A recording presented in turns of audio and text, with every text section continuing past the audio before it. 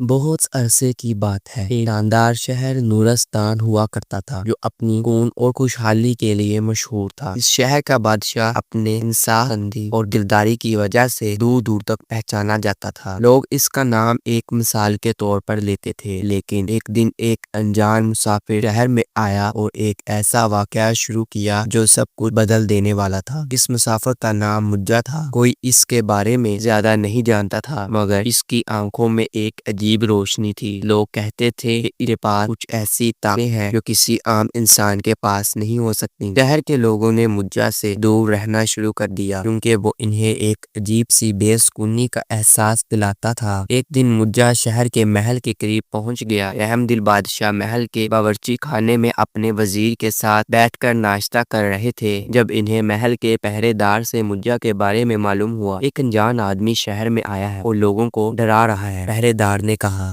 بادشاہ نے فیصلہ کیا کہ وہ مجا سے خود ملے گا۔ جو ان کی ملاقات ہوئی تو مجا کے چہرے پر ایک عجیب مسکراہٹ تھی۔ آپ کا شہر تو بہت سکون والا ہے، لیکن یہ سکون ہمیشہ رہے گا؟ مجا نے پوچھا۔ بادشاہ کو یہ بات بہت عجیب لگی۔ انہوں نے کہا، ہمارے شہر میں انصاف اور محبت کا راج ہے۔ یہ سکون کسی جادو سے نہیں بلکہ لوگوں کی محنت اور اتحاد سے آیا ہے۔ مجا مسکرایا اور بولا، ایک دن آپ کو میری بات سمجھ آئے گی بادشاہ، لیکن تب تک میں آپ کو ایک تحفہ دینا چاہتا ہوں۔ مجا نے اپنے ہتھیلی سے ایک چھوٹا سا پتھر نکالا جو ہر رنگ میں چمک رہا تھا۔ یہ پتھر صرف ایک امانت ہے، اسے سنبھال کر رکھیے کیونکہ یہ آپ کی قسمت کا فیصلہ کرے گا۔ بادشاہ نے وہ پتھر لے لیا، لیکن انہیں اندازہ نہیں تھا کہ اس پتھر کے ساتھ شروع ہونے والا سفر ان کی زندگی ہمیشہ کے لیے بدل دے گا۔ رحم دل بادشاہ کو اپنی سلطنت کے مستقبل کے بارے میں بہت پریشانی ہونے لگی۔ ایک رات جب پورا محل ساکت اور خاموش تھا، بادشاہ نے ایک خواب دیکھا جو ان کی تقدیر کو بدلنے والا تھا۔ خواب میں بادشاہ نے دیکھا کہ ان کے ملک میں ایک بہت بڑی تباہی آئی ہے۔ پورا شہر جل رہا ہے اور لوگ سڑکوں پر خوف اور بے چینی کے عالم میں دوڑ رہے ہیں۔ ان کے سامنے ایک کالے رنگ کا دھواں پھیل رہا ہے جو نہ صرف شہر کو بلکہ پورے علاقے کو اپنی لپیٹ میں لے رہا تھا۔ اس دھوئیں کے اندر سے ایک چمکدار روشنی آ رہی تھی جس میں ایک پراسرار پتھر کی شکل بن رہی تھی۔ وہ پتھر دھیرے دھیرے زمین سے اوپر اٹھ رہا تھا اور ان کی روشنی انتہائی تیز تھی کہ وہ پورے شہر کو اپنی گرفت میں لے رہی تھی۔ بادشاہ نے یہ بھی دیکھا کہ اس پتھر کا اثر صرف ماحول پر نہیں بلکہ لوگوں کی زندگیوں پر بھی ہو رہا تھا۔ جیسے ہی وہ پتھر زمین سے اٹھا، لوگوں کے چہرے خوف سے بدل گئے اور ایک وقت آیا کہ پورے شہر میں خاموشی چھا گئی۔ بادشاہ کا دل خوف سے بھر گیا۔ انہوں نے فوراً اپنی آنکھیں کھولی اور یہ سوچنے لگے کہ یہ کیا تھا؟ کیا یہ کوئی اشارہ تھا؟ بادشاہ سمجھ گئے کہ اس پتھر کا کچھ نہ کچھ راز ہے جو ان کے ملک کے مستقبل سے جڑا ہوا ہے۔ وہ جانتے تھے کہ اس خواب کی حقیقت کو جاننا ضروری ہے۔ صبح ہوتے ہی بادشاہ نے اپنے وزیر اعظم شیخ عبدالحق کو طلب کیا۔ شیخ عبدالحق ایک جادوگر اور حکمت کا خزانہ تھا۔ بادشاہ نے اسے درخواست کی کہ وہ اس پتھر کے بارے میں مزید معلومات حاصل کرے اور اس کی حقیقت کو جاننے کی کوشش کرے۔ شیخ عبدالحق نے فوراً اپنے علم کے مطابق پتھر کی جڑ تک پہنچنے کی کوشش کی اور بادشاہ کے خزانے کے کمرے میں گئے جہاں پتھر کو پوشیدہ رکھا گیا تھا۔ جیسے ہی شیخ عبدالحق نے اس پتھر کو ہاتھ میں لیا، اس کے اندر سے ایک عجیب سی توانائی محسوس ہوئی۔ پتھر کی سطح پر کچھ خطوط ابھرنے لگے جیسے وہ خود کو ظاہر کر رہا ہو۔ شیخ عبدالحق نے بتایا کہ یہ پتھر ایک جادوئی طاقت کا حامل ہے اور اسے کھولنا ایک بہت بڑا خطرہ ہو سکتا ہے کیونکہ یہ کسی بدروح یا شیطانی قوت کا حصہ ہو سکتا ہے۔ بادشاہ نے فوراً فیصلہ کیا کہ اس پتھر کا راز کو جاننے کی ضرورت ہے تاکہ ملک کی تقدیر کا فیصلہ کیا جا سکے۔ انہوں نے شیخ عبدالحق کو حکم دیا کہ وہ اس پتھر کی حقیقت کا پتہ لگائیں اور اس سے متعلق جادوگری کوئی معلومات اکٹھی کریں۔ شیخ عبدالحق نے کہا، بادشاہ سلامت، یہ پتھر ایک آزمائش کی علامت ہے جس کا مقصد آپ کے اندر کی طاقت اور حکمت کو جانچنا ہے۔ اگر آپ اس پتھر کو صحیح طریقے سے سمجھیں گے تو آپ کی سلطنت کامیاب ہوگی، لیکن اگر آپ نے اسے چھیڑ چھاڑ کی تو یہ लिए तबाही का सबब बन सकता है। बादशाह को ये बातें बहुत संजीदगी लगी और इन्हें समझ में न आया कि वो किसी बड़ी आजमाई के सामने खड़े हैं। इन्होंने शेख अब्दुल हक को हुक्म दिया कि वो इस पत्थर की ताकत को काबू में रखे और इसके असरात का जायजा ले। इसी दौरान बादशाह के दरबार में एक अजीबोगरीब वाकया पेश आया कि एक अजनबी शख्स जिसका चेहरा स्याह था और आंखों में गहरी चमक थी, दरबार में आया और किसी जादूगर से कम नहीं लग रहा था। इसने बादशाह से कहा, बादशाह सलामत, आपके सामने जो पत्थर है वो सिर्फ एक चट्टान नहीं, वो आपके दिल की कैफियत को जांचने के लिए भेजा गया है। आपका मुस्तकबिल इस पर मनहसर है। बादशाह ने इस अजनबी की बातों को गौर से सुना और इसे अंदर आने की इजाजत दी। अजनबी एक जादूगर था जिसका नाम मुज्जा था। इसने बादशाह को खबरदार किया कि पत्थर का राज एक अजीम इम्तिहान की सूरत में सामने आएगा। बादशाह के दिल में एक अजीब सा खौफ था जो दिन ब दिन बढ़ रहा था। वो जानता था कि अब इस पत्थर के जरिए एक इम्तिहान का सामना करना है। एक दिन बादशाह ने अपने दरबार में तमाम वजीरों और मुशीरों को जमा किया और बताया कि शहर के हालात तेजी से बिगड़ रहे हैं। शहर के दरियाओं और नहरों का पानी आलूदा हो चुका था और पूरा शहर एक काले धुएं की लपेट में आ चुका था। लोग खौफ और बेचैनी में मुब्तला हो गए थे और बादशाह का दिल परेशानी से भरा हुआ था। बादशाह ने अपने सिपा सलार को हुक्म दिया कि वो फौरन इस पानी की सफाई का इंतजाम करे ताकि लोगों को सुकून मिल सके। सिपा सलार ने दरिया के पानी को साफ करने के लिए सैकड़ों मजदूरों को भेजा, मगर फिर भी पानी का रंग बेहतर नहीं हो रहा था। शहर में आलूदगी का बढ़ना एक निशान था कि कुछ बुरा होने वाला है और बादशाह को लगा कि ये सब इस पुरअसरार पत्थर से जुड़ा हुआ है। इस दौरान बादशाह ने मुज्जा को दरबार में दोबारा तलब किया। मुज्जा जो कि एक जादूगर था, हमेशा बादशाह को सही रास्ता दिखाने में मदद करता था। मुज्जा ने बादशाह को बताया कि ये पानी और धुआं सिर्फ अलामतें हैं और इसका असल मकसद बादशाह की कुव्वत और फैसले की सलाहियत को आजमाना है। मुज्जा ने कहा, बादशाह सलामत, आपको अपने लोगों का एतमाद दोबारा जीतना होगा। ये आजमाइश सिर्फ आपकी जहानत और दिली कुव्वत का इम्तिहान है। बादशाह ने इस बात पर गौर किया और फैसला किया कि वो अपने लोगों के दरमियान जाकर इनकी मुश्किलात का हल निकालेंगे। वो शहर के मुख्तलिफ हिस्सों में गए और लोगों से मिले, इनकी परेशानियों को सुना और हल करने का वादा किया। बादशाह ने अवाम से कहा, हम सब एक हैं और हम के आपके साथ हैं। हम इस मुश्किल वक्त का मुकाबला करेंगे और हमारा शहर दोबारा कामयाब होगा। बादशाह की इस बात ने लोगों का दिल जीत लिया। लोगों ने अपने बादशाह पर ईमान रखना शुरू कर दिया और इनकी मेहनत रंग लाने लगी। शहर के दरिया और नहरें साफ हो गईं और आलूदगी कम होने लगी। लोगों का एतमाद दोबारा बहाल हो चुका था। बादशाह ने इस कामयाबी के बाद मुज्जा से कहा, अब मुझे समझ आया कि ताकत सिर्फ फौज या जादू से नहीं आती बल्कि लोगों के एतमाद से आती है। मुज्जा ने बादशाह की बातों से मुस्कुरा कर कहा, आपने सही समझा। आपकी कुव्वत आपके लोगों का ईमान है और इसमें कोई शक नहीं कि आप एक अजीम बादशाह बनेंगे। ये पहला इम्तिहान था जिसमें बादशाह ने अपने दिल और दिमाग की ताकत से कामयाबी हासिल की थी, लेकिन मुज्जा ने इन्हें खबरदार किया कि ये सिर्फ आगाज था, आगे बड़ा इम्तिहान इनका मुंतजिर है। बादशाह ने जो कामयाबी हासिल की थी वो सिर्फ आर्जी नहीं थी बल्कि एक इम्तिहान की कामयाब तकमील थी। मगर जैसे ही शहर के हालात मामूल पर आना शुरू हुए, बादशाह के दिल में एक और खूब जागने लगा। इनकी सल्तनत में अब तक बहुत कुछ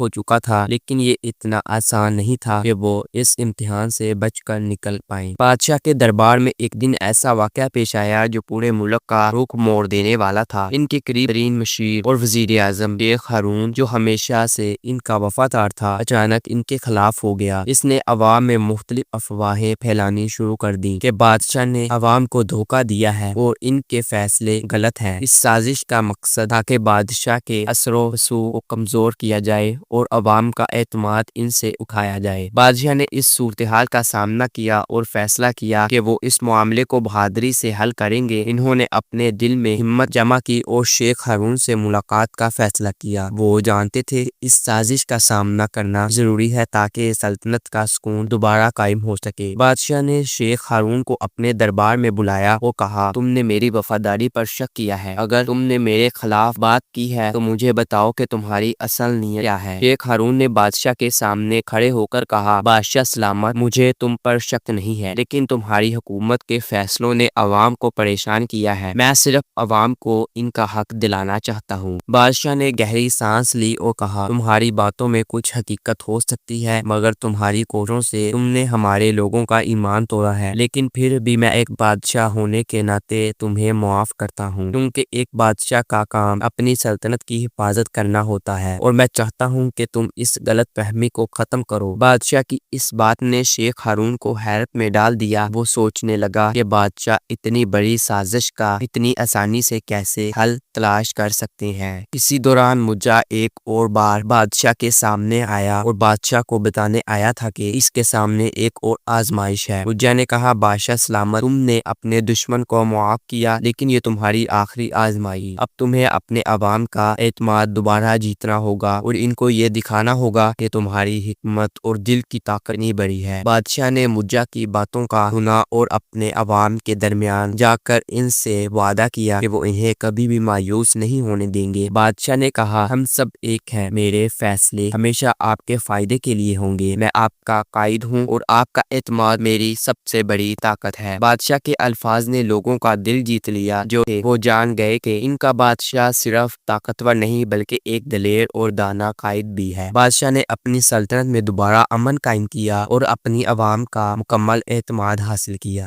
اس کے بعد بادشاہ نے فیصلہ کیا کہ وہ جادوئی پتھر کو ہمیشہ کے لیے محفوظ رکھیں گے تاکہ یہ طاقت کا غلط استعمال نہ ہو سکے۔ اس نے مجا سے کہا، تمہارے مدد کی بغیر میں ان تمام آزمائش سے نہیں گزر پاتا، تمہارا شکر گزار ہوں، مگر اب یہ پتھر میرے لیے ایک یادگار بنے گا، نہ کہ ایک خطرہ۔ مجا نے مسکرا کر کہا، بادشاہ سلامت، آپ نے اپنی طاقت کا راز جان لیا اور اب آپ ایک عظیم بادشاہ بن چکے ہیں۔ بادشاہ نے اپنے فیصلے کو سنجیدگی سے لیا اور پورے ملک میں امن و سکون قائم کرنے کی کوشش کی۔ اس کی حکمت، دلی طاقت اور عوام کے ساتھ محبت نے اسے ایک سچے رہنما کی حیثیت دلائی۔ دوستو، اس کہانی سے ہمیں یہ سبق ملتا ہے کہ ایک سچا اور کامیاب رہنما وہ ہوتا ہے جو طاقت کی بجائے حکمت، دلیری اور عوام کے اعتماد پر بھروسہ کرے۔ آزمائش زندگی کا حصہ ہے، لیکن ان سے گزرنے کے لیے صبر، حکمت اور صحیح فیصلے اہم ہیں۔ دوسروں کو معاف کرنا اور عوام کے درمیان رہ کر ان کے مسائل کو سمجھنا